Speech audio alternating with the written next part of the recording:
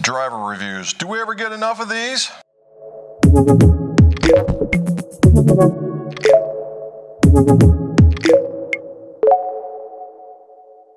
Welcome back to the McGolf Fitting Room. Jim McCleary, most award certified club maker, club fitter. And if you would, swing and hit that bell. And if you would, follow me on the social platforms of Instagram, Facebook, and Twitter. IA McGolf or McGolf Custom Clubs. That way you get to see more of what's going on in the shop. Driver reviews. Do we ever get enough, right? People hitting the ball long, you get to see some crazy distances, you know, and it's just really quite a bit of fun to see how these guys are bombing it out there. My favorites right now to watch are at TXG when you get Matt out there. That dude, a fellow lefty, just pummels the ball. It's crazy the distance he gets, and for as small a frame as that he is. And it's fun to see that. However, not very many of us swing like that. We're going to show you probably a little more realistic swing speeds, i.e. mine, and we're going to talk about the driver and how it's constructed. But again, I was able to talk with Chris Voshall, and he is the America's R&D lead on these, and we're going to talk to him and see what he says about it. All right, Chris, so we're going to talk about drivers now. Drivers, and the ST line is getting a ton of love out there in the world. I don't know whether or not you switch to black or you put more stuff in it or whatever, but I've had two golfers in here for fittings, and I got to tell you, the thing's for real. It's working very well. And so how about just taking us through this guy, and then we'll just talk, because they're pretty much all built in the same design. Yeah, so I can talk a little bit about our design philosophy between them and some of the shared technologies, and then go from there and speak about what makes each one unique. So what's cool about it is, a couple of years ago with the ST line, we really wanted to make a push to put a lot more emphasis into our driver and wood design to make the best performing we can. So that's when we switched to the ST design. So these ST200 family, they share a couple of things. First things that they share is the quick switch adapter that allows you to adjust. You can change your lofts and lies, get those dialed in. But then in terms of the actual technologies themselves, if you look at the face, they all feature what we call a beta titanium face. Mizuno, we always look at engineering and how can we use materials to make something better. That beta titanium is a stronger titanium. What it allows us to do is actually go a little bit thinner, and everyone's talking about ball speed on drivers. What's cool about a beta titanium versus an alpha beta titanium, or a Ti 9 or a Ti 811 or a 6.4 titanium, the beta is stronger. And what I mean by that is, when it deforms, when you hit a ball and the face compresses, it actually recovers from that deformation quicker. So by recovering quicker, you actually get a little bit more repulsive force for a little bit more ball speed. So ultimately, if we can thin the face out all the way around the perimeter and make sure you get very consistent ball speed, you're going to get hot performance out of all of these drivers. So ball speed is the first box you have to check. Also shared between all of them is, if you look on the sole side, you can actually see what we call our wave sole. So that wave sole got more compacted on this. So you can see that little compressed area all the way throughout. And what that's going to do is that's going to also increase the ball speed throughout the head as well. When you get low impacts on the face, if you think about it engineering wise, because there's loft on the face and the sole underneath, there's a small angle between there, which means it's a reinforced, it's a stiffer area between the face and the sole side than it is between the face and the crown. So by essentially weakening that area and putting that wave technology, we're able to get more contribution from the sole to make that face essentially play bigger, like a larger trampoline. So you see that on all three models. You see that wave sole as well. And then when you flip it over to the top side, you have the composite crown. So this composite, we were actually able to save a little bit more mass out of this than previous generations by going even thinner, then putting reinforcing ribs throughout it. So with all those things, we were able to get good ball speed across all the face, and then save more mass. So then the difference between the three models is really, what did we do with that mass? So on the standard ST200, you're holding right there, we force most of that mass low and deep in the head.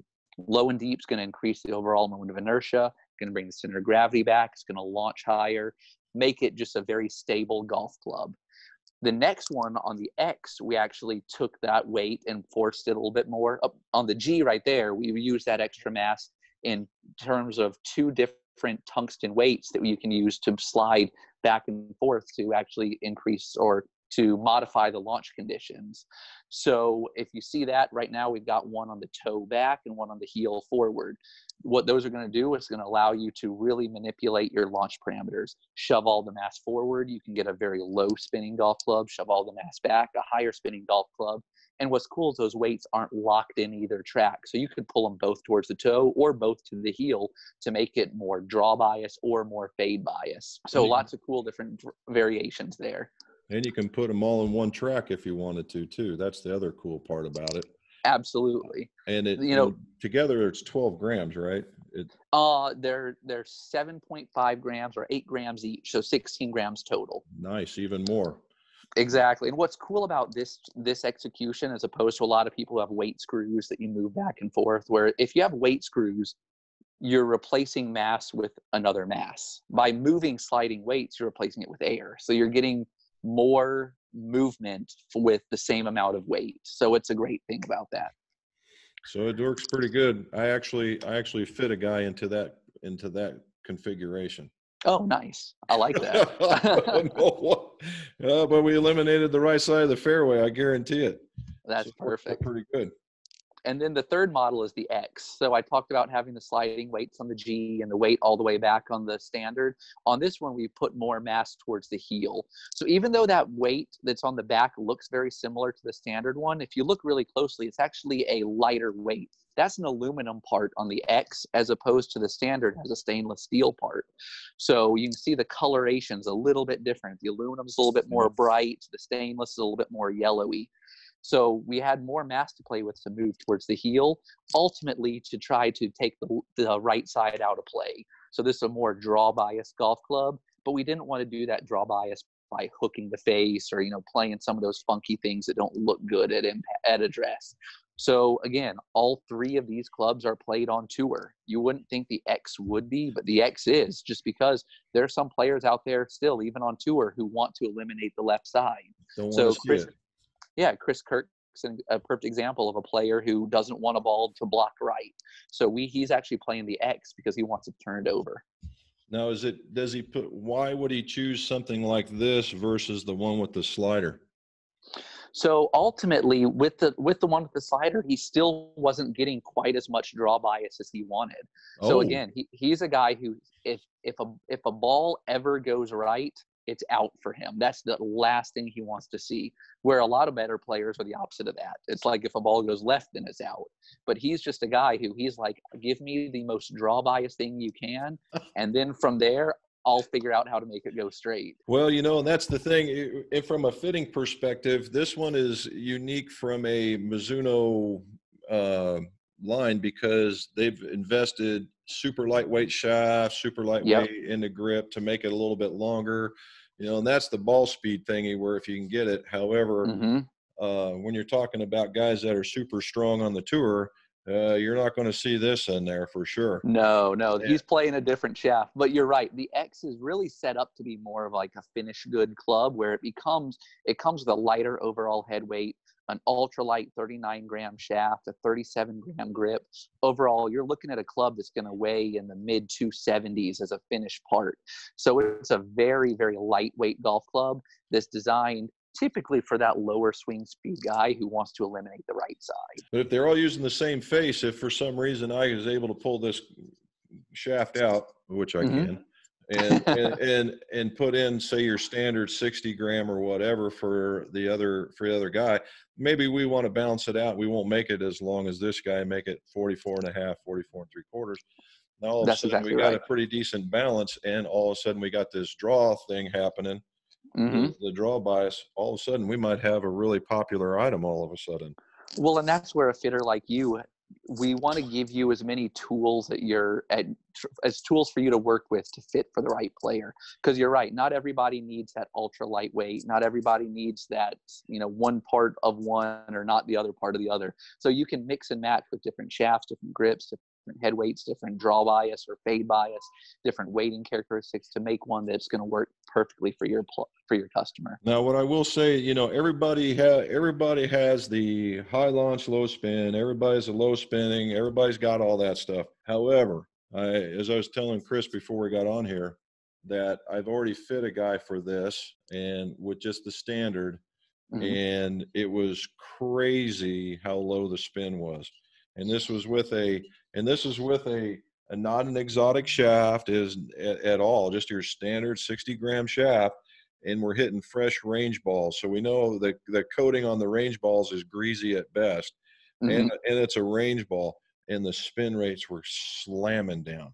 So imagine what happens when you put a real golf ball in there and what's going to happen. And when you're talking about distance, it's, you know, it's great when you land because you'll want to carry it as well as you can. But there's also a way that it comes in. And if you're spinning less, you know, all those shots that you see on TV where they go boing, boing, boing, boing, boing, and it just keeps going because, one, they're playing on a manicured piece of property, and two, they've got that low spin rate, and it just keeps going and going and going. That's what we shoot for when we're doing the fitting, and You're right. What's happening. And one of the big things we try to do, you know, philosophically in our driver design is start very, very low on spin. As a fitter, you know that there's lots of different levers you can pull to increase spin, but to decrease it's a little bit trickier. So if you can start on the low spin side, then that gives you the advantage of being able to then increase loft, get a little bit softer shaft, a little bit softer tip, do all those little things that are easier to increase the spin. Because if you would get a player who spins it too much, then it's really a struggle of how many levers can I pull to get the spin low enough. So by starting on the low end, it gives you as a fitter somewhere to go to make that proper fitting. And so they're all, you know, it's funny, let me ask you, so we see that is one heck of a profile. How much does profile actually play into the speed of what you can generate something versus swinging a brick? That's a tricky question to answer. My feeling, profile plays a little bit into it, but if you think of the dynamics of the golf swing, from this top, if you start down, you have the heel driving down first. Really, the actual profile of, you ultimately you see a lot of those shots where it's the face pointing towards, that little bit of smoke that goes over to show the profile and how the wind goes over it. But the face lives in that orientation for a fraction of a second. So we drive the profile of it more to hit mass property goals than we are trying to hit aerodynamic goals, because aerodynamically, we've seen very negligible gains.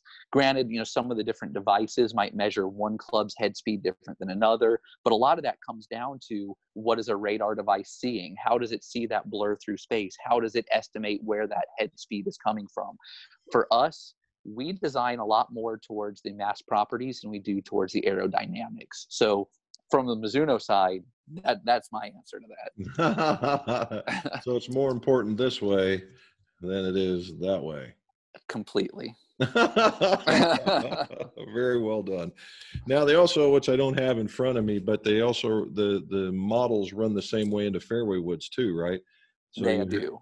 So you have an S200 standard, and then do we go into the G line?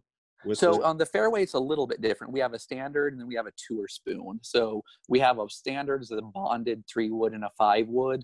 They feature a new face material, which is what we call an MAS1C. It's a very strong miraging steel face, composite crown, wave sole. But those are a bonded.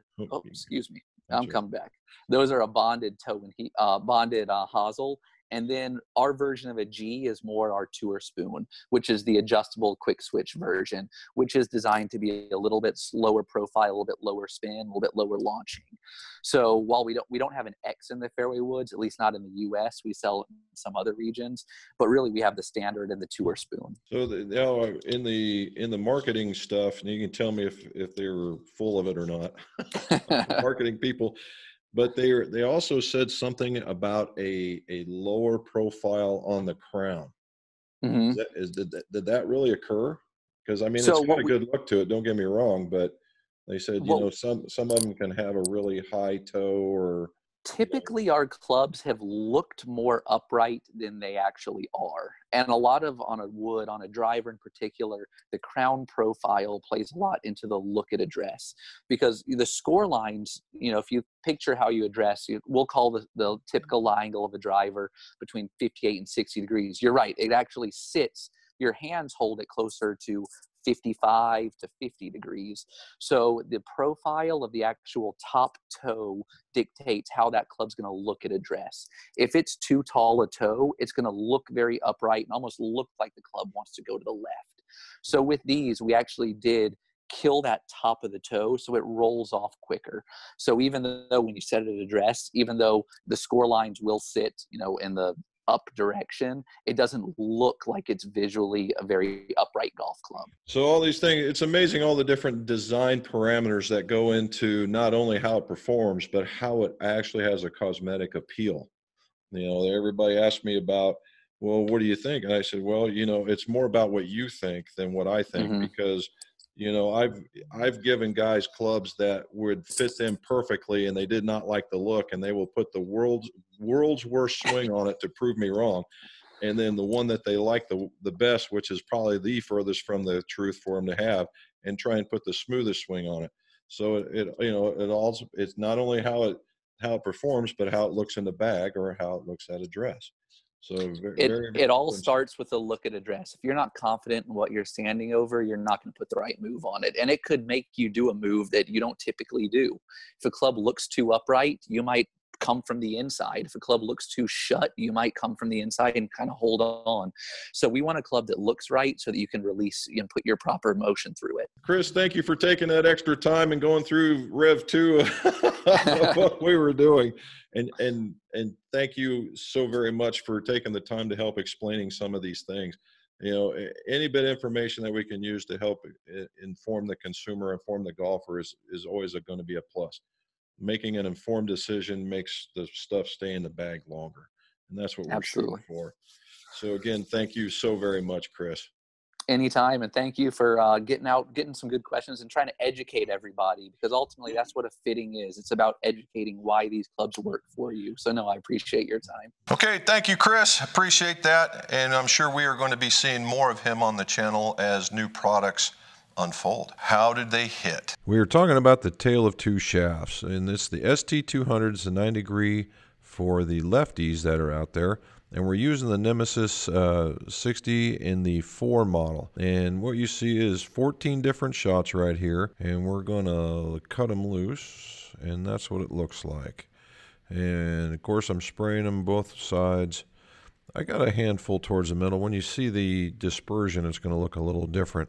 And that's the reason why we check both of these with the golfer when we do this. So if we go to this one, and then we look at the next shaft, and that would be the Acura Tour Z in the 455 model, and we hit that one up there, and it starts getting wide. And we see a couple to the fade, but for the most part just to the inside. So what does that look like total when we're grouping? Well, it looks like that. All right, the blue is with the Nemesis, and the red is with the Tour Z. Now, if we just go to the single club view, and this with the Tour Z, we can see, yeah, I have one wide right, and yeah, I have one wide left. But as a whole, if we take those two out, then we have this particular look right here, and that's a fairly solid setup. So if we go and we take that out, and we take that one out, and then we go to, and we take that one out, that's the look that we get, right? Now, what happens with the other shaft? Of course, I've got a big old gaggle of them right there, but I have one that's wide right there, first shot, and that one gets a little bit smaller, right? And then this, take out that one, and we'll have our shot making right there. Now I'm going to show you something a little differently here, because if you can see down here, I have 12 shots, right? So if I look and I get that one there. So an equivalent, so if we look back, we went from something that was very similar to something that still is very similar, Okay, you know, they perform equally. Now this one's maybe a little bit tighter, but we're also you lose a little bit back and forth on this one. So we really have to take a few of these items into account. All right, so what you're seeing now is that we've trimmed them down and they're very, very close. They're very, very consistent. We just have one that's just a little bit more wide right. Outside of that, they're pretty much just all in the same landing area. So now let's see what our numbers look like. So with if we look at the different numbers, well, we started with the Nemesis. It was at 248, 263, with an average of being just slightly to the right, a slightly higher ball speed, and a pretty good smash factor with a little higher than I would like to see ball spin. Now, that's what drove me to picking a different shaft. And when we saw this ball speed, I said, well, let's try and get a low spin shaft. Well, a low spin shaft worked for me, and that's what we needed to know. Now, so I went and picked up this particular shaft. It's in the same weight category as the Nemesis. I did lower the spin. I lowered it, you know, for 600 RPM on the average, and I only hit it a 0.01 difference, which is not a truly great thing as far as improvement goes, but they're still above their equivalent smash factors. Swinging just slightly lower, but because of that number, I got 2 more yards of carry, and my run out was just a little bit more. My angle of attacks were very similar, and the only other the difference here is you get to see the height of the shot was significantly different. So I was hitting a much higher shot probably resulting in the spin, where this was a much lower shot. And how can we show you that? Okay, and there's with the Nemesis as a whole. You get to see that's what it looks like as a whole, where that is with the Acura. So a little more penetrating ball flight, but with a little smaller ball spin, and it's just coming out there. Now, in either case, they're coming out of the air very, very well. As far as our numbers look, I mean, they're coming out of the air very, very well, and almost the same numbers. So when it comes right down to it, the numbers that really were changing were the ball spin, and when the ball spin and the height, and that has to do with the way that one is weighted versus the other. But when you go right back down to it and you're looking at how it's grouped, either one is very, very well done. You know, somebody might go to the Nemesis being a little tighter pattern, right? Because you're not missing left or right nearly as much as you would with the Acura. So what it comes right down to is feel. Which one felt better? Because our performance is looking very, very good now. We're seeing this kind of shot pattern now with the Tour Z, and it's coming down. You can see it, you know, it's certainly a playable club, versus we're seeing the Nemesis looking a little bit tighter. And you see they're all kind of all over on the right side, save the one shot. And so you have a choice. So when it comes right down to the look of that versus that, and that's really what it comes right down to, and what you really had the confidence in. You could go either way with it. And so both are great quality shafts, both attached to a great quality head. Let's go figure out who we're going to put this on. Okay, so you got to see how I hit it. The two shafts are, you know, it's funny how they're totally different in profile. However, they delivered the club in such a different way. Now, that is kind of a typical thing for me. I haven't gotten my acceleration profile just where I want it yet, but it's kind of funny that ball spin makes that much difference in this particular case, that you can get all of that because, you know, quality of hit was there, swing speed was there, now it's down to ball spin. So you can see how when you go through a fitting, how the fitter is dissecting each one of these little parameters in order to make golf better for you. And that's why fittings are fittings. That's what we do here. That's what the better guys do out there. And that's what you need to see. You go, well, I conquered this one, so what's next? You conquered that one, so what's next? And just keep going down the line of why this club performs for you. Now, there might be an end point where you can't get any further, but there it is. At least you know, and you can go out there with some comfort and confidence in order to be able to play your best golf, right? Play your best golf. So, who would this all be for? The ST200 is made for just about everybody, right? It's the It's an adjustable hosel, and it goes a few degrees either way. It has the technology on the bottom like we were talking about. It's got a good look at address, and it's basically the one that you're going to start out with. Why? Because it doesn't have anything on it other than adjustment and loft, maybe a little face angle, and then it's all about length and flex and weight and grips and that kind of stuff in order for you to get it out there. Now, let's just say it's just not quite getting out there, and you really want to be able to tweak what you've got.